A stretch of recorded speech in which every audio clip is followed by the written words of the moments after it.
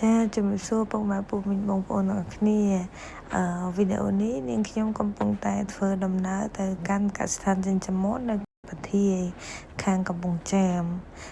នាងខ្ញុំបានធ្វើដំណើរទៅទិញជីឯកមាន់ដោយផ្ទាល់ពីខាងកសិដ្ឋានរបស់លោកគ្រូដែលគាត់ចិញ្ចឹមមាន់ហើយក៏មានបើកវគ្គបង្រៀនការចិញ្ចឹមមាន់នាងខ្ញុំក៏បានរៀន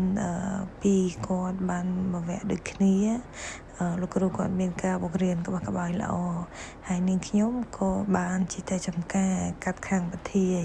អញ្ចឹងនាងខ្ញុំក៏បានតាក់ទងសូមចែកជាឯកមាន់លោកគ្រូ 20B ប៉ុន្តែដោយសារតែរៀងច្រើនពេកលោកគ្រូគាត់រៀបចំអត់ទាន់អញ្ចឹងនាងខ្ញុំក៏សូមចែកត្រឹម 6B លោកគ្រូក៏បានរៀបចំជូននឹងកំឡុងពេលដែលនាងខ្ញុំទៅទិញជីឯកមាន់នាងខ្ញុំក៏បានចូលមើលទស្សនាកសិដ្ឋានរបស់លោកគ្រូហើយលោកគ្រូក៏បានឲ្យខ្ញុំដើរមើលជុំវិញកសិដ្ឋានរបស់លោកគ្រូចិញ្ចឹមមាន់មានកន្លែងទូភ្ញាក់កូនមាន់មានកន្លែងបង្កាត់ពូជតែ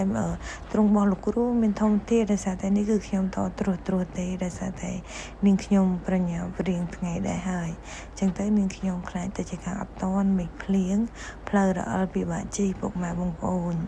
ហើយនេះគឺជាទូភ្ញាក់កូនមាន់របស់លោកគ្រូហើយនេះគឺជាកន្លែងទ្រុងមាន់ដែលលោកគ្រូគាត់ធ្វើការបង្កាត់ពូជដែលលោកគ្រូគាត់បង្កាត់ពូជធម្មជាតិហើយនេះនាងខ្ញុំមិនបានដើរពីជួរកណ្ដាលទេដែលសារតែនាងខ្ញុំមកដល់ភ្លាមនាងខ្ញុំដើរពីខាងក្រោយទ្រុងមាន់ដោយសារនាងខ្ញុំចង់មើលឲ្យបានច្បាស់ហើយខាងតេតទៅនឹងទ្រុងមាន់របស់លោកគ្រូនាងខ្ញុំគាត់មានពីរចំហៀងគាត់មានខាងឆ្វេងខាងស្ដាំហើយគាត់មានប្លុកកដាលដើម្បីដើរតែនេះនាងខ្ញុំដើរខាងក្រោយអញ្ចឹងរៀងមានស្មៅមានអីអញ្ចឹងណាពុកម៉ែបងប្អូនហើយចំការរបស់លោកគ្រូនាងខ្ញុំគាត់ក៏មិនបានដាក់ទៅទ្រុងមាន់ដែរគាត់មានកន្លែងសម្រាប់ដាក់ចង្រិតមានអីច្រើនទៀតដូចដែលខ្ញុំបានបង្ហាញ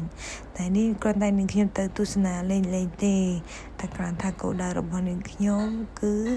ទិញជីឯកមាន់ពុកម៉ែបងប្អូនទាំងអស់គ្នា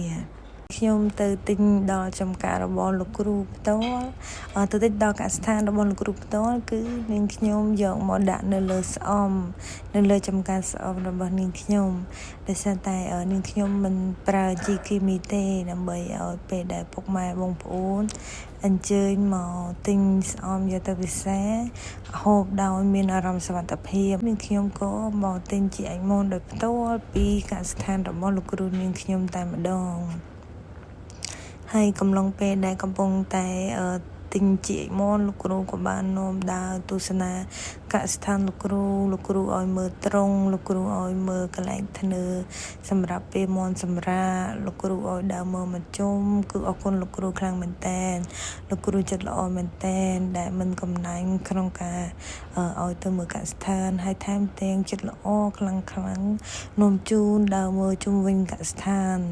ហើយបានណែនាំរបៀបចិញ្ចឹមមាន់ជាច្រើនមកដល់នាងខ្ញុំដោយសារនាងខ្ញុំក៏ជា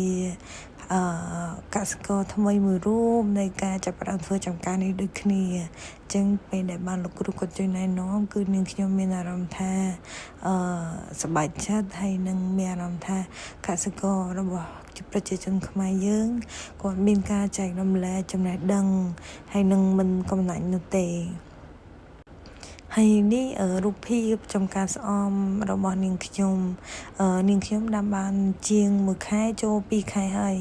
ប៉ុន្តែដោយសារតែនាងខ្ញុំមិនទាន់បានធ្វើរងពេលដែលដាំអញ្ចឹង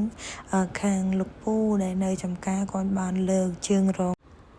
អញ្ចឹងនេះគឺជារូបភាពស្អំដែលនាងខ្ញុំថតឲ្យត្រួសតែដោយសារតែស្អំរបស់នាងខ្ញុំបានមានស្អំមួយចំនួន